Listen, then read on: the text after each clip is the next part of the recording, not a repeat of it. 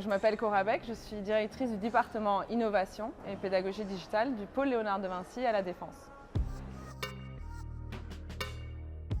Au pôle Léonard de Vinci, on souhaite devenir la référence et la fabrique des jeunes professionnels de demain sur les métiers notamment liés au digital, à la tech, mais aussi à l'ingénierie et au management. Tout ça à travers 4 grands fondamentaux qui sont l'innovation, le digital, les soft skills et l'hybridation.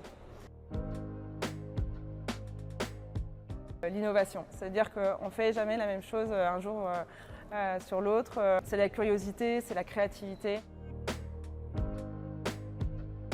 On a réalisé là récemment un MOOC en partenariat avec la Grande École du Numérique qui s'appelle « Embarquer vos apprenants, destination pédagogie active ». On a décidé de créer un contenu de formation à destination de tous les formateurs sur les thématiques de pédagogie active pour mieux engager les apprenants dans leur formation. On a voulu proposer une formation très complète pour les formateurs actuellement. Comment est-ce qu'on utilise la pédagogie active avec des outils digitaux et notamment WooClap.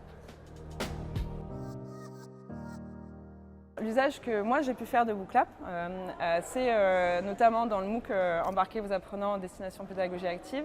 On l'a non seulement recommandé aux MOOCers, mais on l'a aussi utilisé dans nos webinaires, puisqu'on voulait faire des webinaires participatifs et gamifiés. Ça a super bien marché, et notamment à l'épisode 4, où on a déclenché l'option podium.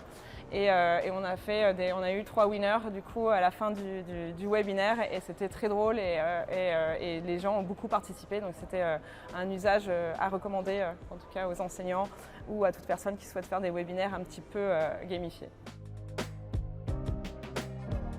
Avant qu'on déploie WooClap d'abord en projet pilote et ensuite de manière institutionnelle, il n'y avait pas d'outils qui permettaient de faire un suivi de l'attention des étudiants pendant la classe, ni de générer de l'engagement. Donc il y avait un vrai besoin et un vrai manque au pôle Léonard de Vinci à ce niveau-là. Les enseignants se posaient la question, parce qu'ils étaient tous face à des écrans noirs de webcam pendant les confinements, et se posaient la question de si oui ou non les étudiants étaient là ou pas. On n'a que des retours très positifs des profs. Il y en a beaucoup qui l'ont testé très vite, qui le déploient maintenant dans la majorité de leurs cours, que ce soit des cours en petits groupes, des cours en grands groupes, des cours en synchrone, des cours en asynchrone. On a beaucoup de retours très positifs sur la facilité d'utilisation de l'outil et sur l'engagement apprenant pendant les cours. Alors j'ai failli vous dire ma prof d'anglais de première, mais je vais dire quelqu'un d'autre. Donc ça serait plutôt une dédicace à Arnaud Linzer qui était avec moi donc sur la conception du MOOC. Arnaud a été prof de français langue étrangère à l'Alliance française de Paris. C'est comme ça qu'on s'est rencontrés. Moi je travaillais là-bas aussi. Et elle était tellement bonne que du coup elle est rentrée dans mon équipe. Je l'ai débauchée depuis. Elle travaille avec moi maintenant au pôle Léonard de Vinci.